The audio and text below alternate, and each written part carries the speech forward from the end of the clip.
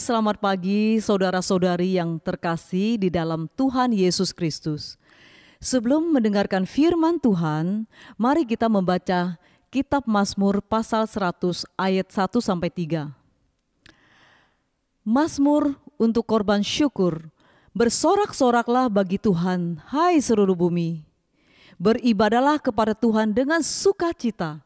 Datanglah ke hadapannya dengan sorak-sorai. Ketahuilah bahwa Tuhanlah Allah. Dialah yang menjadikan kita dan punya dialah kita, umatnya dan kawanan domba gembalaannya. Mari kita berdoa. Tuhan, sebagaimana yang Kau firmankan bahwa tak berkesudahan kasih setia Tuhan, tak habis-habisnya rahmat-Nya, selalu baru setiap pagi. Itulah sungguh nyata di dalam hidup kami. Oleh karena kasih setiamu, kami masih hidup hari ini. Oleh karena rahmat-Mu, kami masih dapat berkumpul, bernyanyi, berdoa, dan duduk menikmati firman-Mu. Kami percaya ibadah ini pun akan menjadi berkat-Mu bagi kami, menguatkan kami yang lemah, memulihkan kami yang putus asa, dan menyembuhkan kami yang sakit. Sungguh kami bersyukur untuk semua kebaikan-Mu dalam hidup kami. Inilah doa dan syukur kami dalam nama Tuhan Yesus. Amin.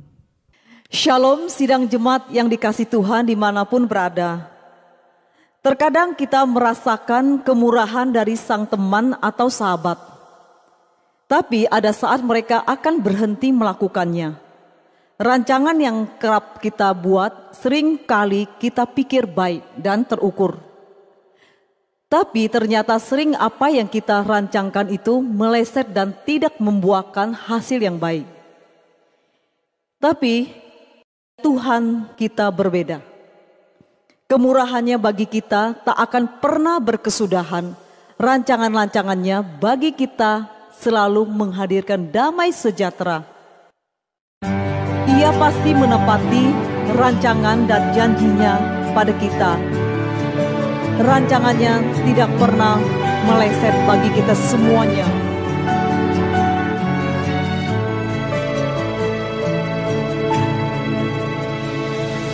Kau hiasi kehidupanku dengan kemurahan-Mu. Kau rancangkan masa depanku penuh dengan harapan. Aku ada saat ini, semuanya karena kasih-Mu. Aku hidup hari ini, semua berkat kemurahan-Mu. Terima kasih Yesus, Engkau sangat baik, teramat baik bagiku.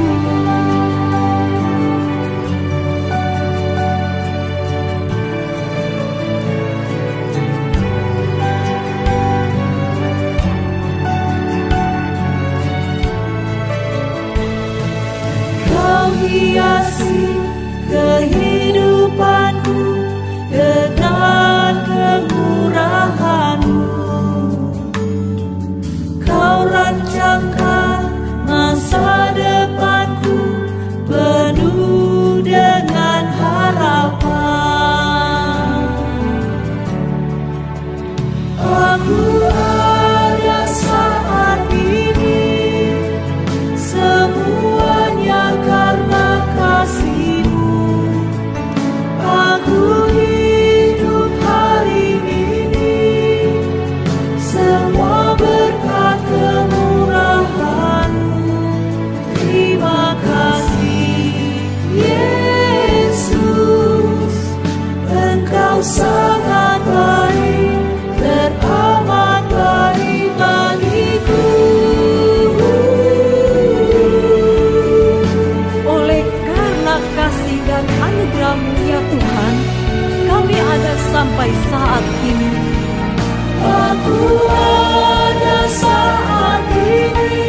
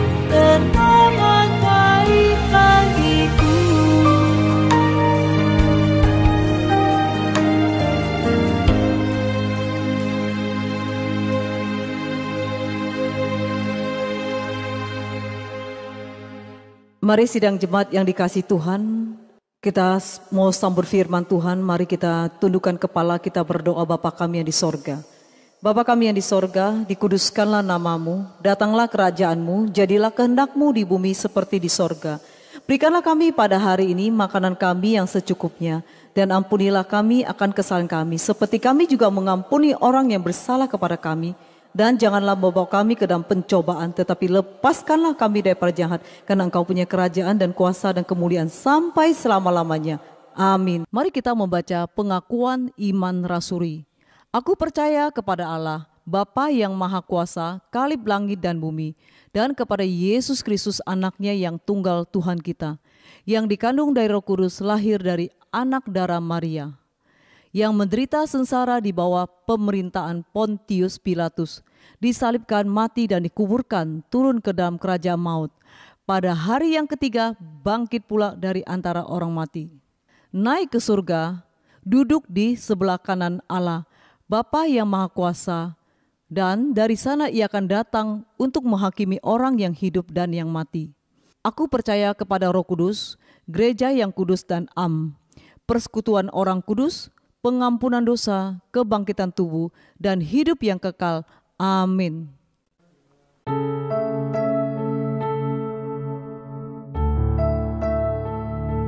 Salam, selamat pagi saudara-saudara kasih Tuhan. Pada pagi ini kita kembali beribadah untuk mendengar sabda firman Tuhan.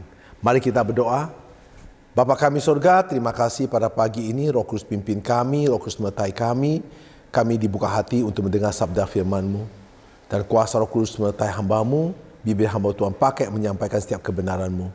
Dan kuasa-Mu menyertai hamba-Mu, sehingga apa yang disampaikan datang dari-Mu. Dalam nama Yesus kami berdoa. Amin. Saudara-saudara kasih Tuhan, pada tema khotbah pada pagi ini adalah penantian surga dan neraka. Saudara kasih Tuhan, setiap manusia di dunia ini sedang berjalan menuju kekekalan.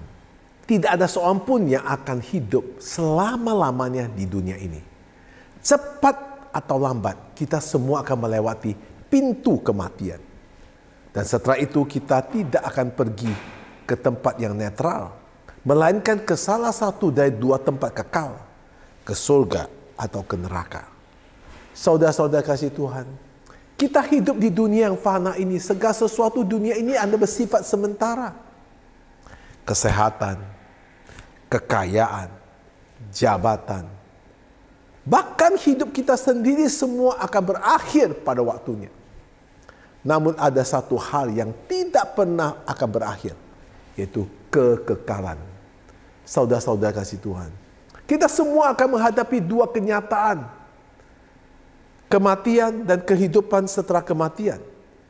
Maka dalam kitab Ibrani pasal 9 ayat 27 mengatakan, dan sama seperti manusia ditetapkan untuk mati hanya satu kali saja, dan sesudah itu dihakimi. Saudara kasih Tuhan, ayat ini menegaskan bahwa setelah kematian tidak ada yang namanya reinkarnasi. Tidak ada kesempatan kedua. Ada penghakiman. Dan penghakiman itu menentukan kemana kita akan pergi. Ke surga atau ke neraka. Maka pertanyaan adalah bagaimana kita menjalankan penantian itu? Apa kita sedang menanti surga atau neraka?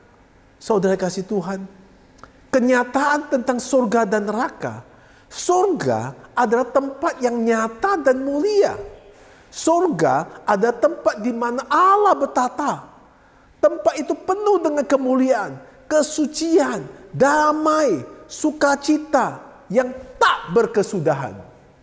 Tidak ada kesakitan, tidak ada air mata, tidak ada maut di sana. Saudara kasih Tuhan, di Wahyu 21 ayat 4, dan ia akan menghapus segala air mata dari mata mereka. Dan maut tidak akan ada lagi. Tidak akan ada lagi perkabungan atau ratap tangkisan atau duka cita. Sebab segala sesuatu yang lama itu telah berlalu. Saudara kasih Tuhan, itulah surga. Neraka juga ada tempat yang nyata dan mengerikan.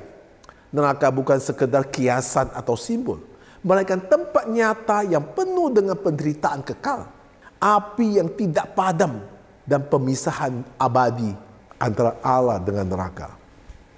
Saudara kasih Tuhan, Di Markus 9:43, dan jika tanganmu menyesatkan engkau, penggalah, karena itu lebih baik masuk ke dalam hidup dengan tangan kudung daripada dengan kedua tanganmu dibuang ke dalam neraka, ke dalam api yang tak terpadamkan.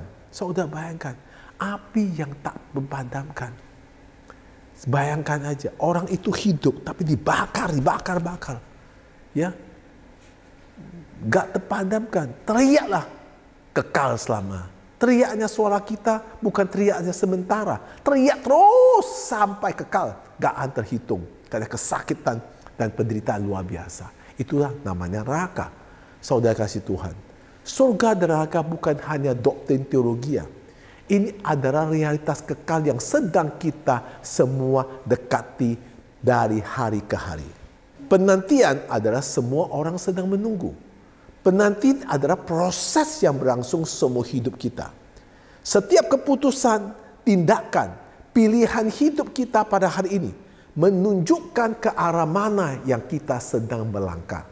Apakah kita sedang menantikan perjumpaan kita dengan Tuhan di surgawi, atau kita berjalan tanpa arah menuju penghakiman, yaitu penghakiman di neraka. Saudara kasih Tuhan, di dalam firman Tuhan Matius 7 ayat 13 sampai 14. Ayat 13, masuklah melalui pintu yang sesak itu, karena lebarnya pintu dan luas jalannya menuju kebinasaan, dan banyak orang yang masuk melaluinya. Ayat ke-14, karena sesaklah pintu dan sempitlah jalan yang menuju kepada kehidupan, sedikit orang yang mendapatinya. Saudara kasih Tuhan, jalan lebar, nyaman, bebas, tapi menuju kebinasaan. Jalan sempit, penuh disiplin, penderitaan, pikul salib, tetapi menuju hidup kekal. Saudara pilih yang mana? Silakan saudara memilih. Itulah hidup, itu adalah pilihan. Banyak orang mengatakan hidup ini adalah pilihan. Betul, tergantung saudara pilih. Menikmati di dunia ini atau setelah nanti akhir dari hidup menikmati surgawi yang hidup dengan sukacita, tanpa penderitaan, tanpa maut, tidak ada air mata, selalu dengan kekal selamanya. Atau dunia ini nikmati dengan seenak-enak mungkin. Nikmati pesta pora, kesenangan, dan juga menikmati pada malam hari yang berjoget-joget sana, joget situ, dan terus hidup dengan senang-senang. Nanti Tuhan katakan, di dunia kamu sudah cukup. Sekarang kamu tinggal di neraka yang dihantam dengan api yang gelap, yang menderita. Ini ada penantian yang aktif, bukan pasif. Penantian yang menuntut iman, ketaatan, pertobatan setiap hari. Penantian itu membutuhkan kita punya iman, itu adalah ketaatan dan pertobatan. Setiap hari kita harus bertobat. Saudara kasih Tuhan, saya berikan satu pandangan ilustrasi. Ada dua kereta api menuju tujuan berbeda. Bayangkan, ada dua kereta api yang sedang berdiri sebuah stasiun yang besar. Kedua tampaknya sama dari luar, mewah, bersih dan nyaman. Orang mulai naik ke masing-masing kereta tanpa melihat tujuannya. Mereka duduk, ketawa, sibuk dengan aktivitas, bahkan ada yang tertidur. Namun papan tujuan di atas kereta itu sebenarnya sangat jelas. Kereta pertama bertulis menuju kehidupan kekal. Kereta kedua bertulis menuju kebinasaan kekal. Nah saudara yang dikasihi Tuhan, masalahnya adalah banyak penumpang di kereta kedua tidak membaca tujuannya. Mereka hanya ikut orang banyak. Mereka pikir semua kereta menuju tempat yang sama. Karena mewahnya sama, fasilitas sama, semua dalamnya enak sama. Nah saudara, sementara itu kereta pertama hanya sedikit orang. Tapi mereka sadar kemana arah tujuan kereta itu. Mereka naik dengan keyakinan. Kadang kereta itu terasa sempit, panas, tidak nyaman. Tapi mereka tahu tempat tujuan itu jauh lebih indah dari perjalanan yang mereka alami. Hidup kita seperti dua kereta ini. Kita sedang berada dalam perjalanan menuju kekekalan. Pilihan kita hari ini menentukan kemana arah akhir kita pergi. Pilihan kita hari ini menentukan kemana arah akhir kita. Jangan tertipu oleh kenyamanan sementara. Lihat tujuan akhir saudara-saudari kasih Tuhan. Saudara-saudari kasih Tuhan, tanda-tanda orang yang sedang menantikan surga. Apa ciri orang-orang yang benar-benar sedang menantikan surgawi? Pertama, hatinya yang rindu pada Tuhan. Orang yang mencintai surga ada orang yang mencintai Tuhan lebih daripada dirinya sendiri. Mereka menantikan Kristus bukan hanya ingin masuk surga, tetapi ingin selalu bersama Kristus selama-lamanya. Di kitab Filipi 3 ayat 20. Karena kewargaan kita adalah di dalam surga. Dan dari situ juga kita menantikan Tuhan Yesus Kristus sebagai juru selamat. Saudara-saudara kasih Tuhan. Jadi kita ini ada warga. Di mana kita warga surgawi. Kita harus selalu punya intim, hati, pikiran bersama Kristus. Supaya kita menantikan selalu bersama Kristus. Karena Kristus ada juru selamat kita.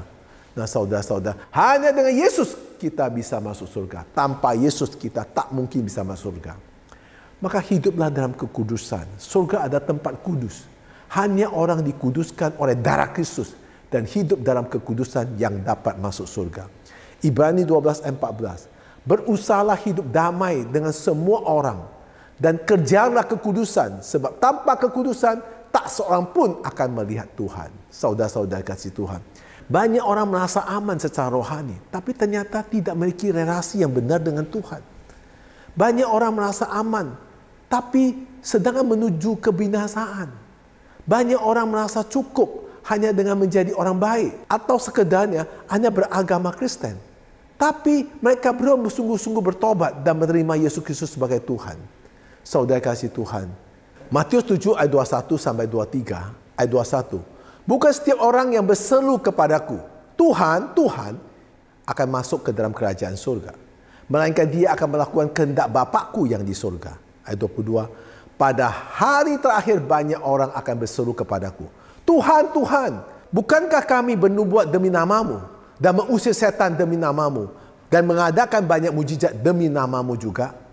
Ayat 23. Pada waktu itu, aku akan berterus terang kepada mereka dan berkata, aku tidak pernah mengenal kamu. Enyalah daripadaku, kamu sekalian perbuatan kejahatan.